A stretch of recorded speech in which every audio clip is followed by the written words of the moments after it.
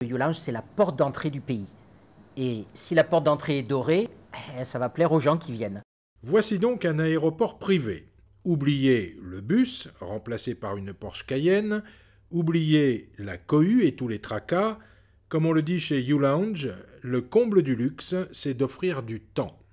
Tout est pensé, tous les détails ont été mis en place pour que le client n'attende jamais, ne fasse pas la queue et profite de son temps libre pour faire ce qu'il a envie de faire en attendant son avion ou en arrivant d'un avion. On fait l'enregistrement des clients, on passe la douane, on passe l'immigration, on a le duty free, on est complètement indépendant d'un aéroport international. On peut vivre sans l'aéroport international, alors que généralement vous avez un salon, mais toutes les formalités doivent se faire dans un aéroport international.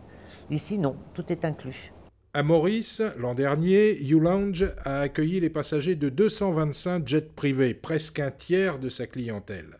Des vedettes de cinéma, sportifs internationaux et autres millionnaires en quête d'une salle de bain pour se délasser après un long voyage ou à la recherche d'un peu de silence. Les commandants de bord qui ont l'habitude de voyager avec des clients qui ont leurs propres avions peuvent discuter avec le propriétaire en disant « Je vous propose d'aller à Maurice, il y a un super salon, il y a un super accueil et c'est une île magnifique. » Donc tout ça, c'est du marketing. À partir du moment où vous avez un produit qui est recommandé par un commandant de bord à son client habituel, il va venir à Maurice. On n'a pas la foule et on ne cherche pas la foule. On veut que tout ce service soit très très personnalisé.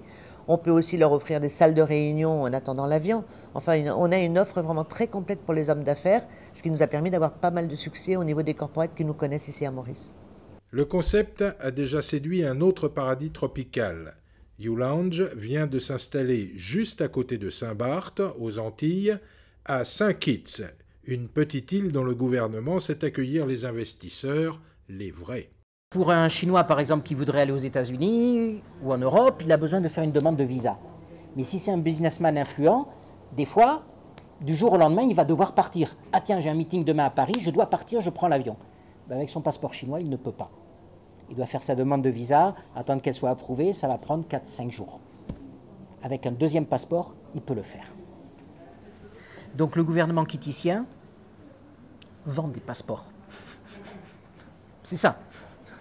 Citizenship by investment. Prendre l'avion dans ces conditions devient un plaisir, même pour les passagers des lignes régulières.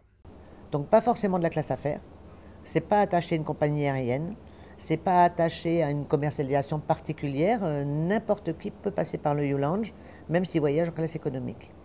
Champagne et beau voyage vont bien ensemble. Sucré ou salé, cet accueil-là a un coût, à partir de 184 € par personne, 472 € pour une petite famille. Mais un vrai sourire n'a pas de prix.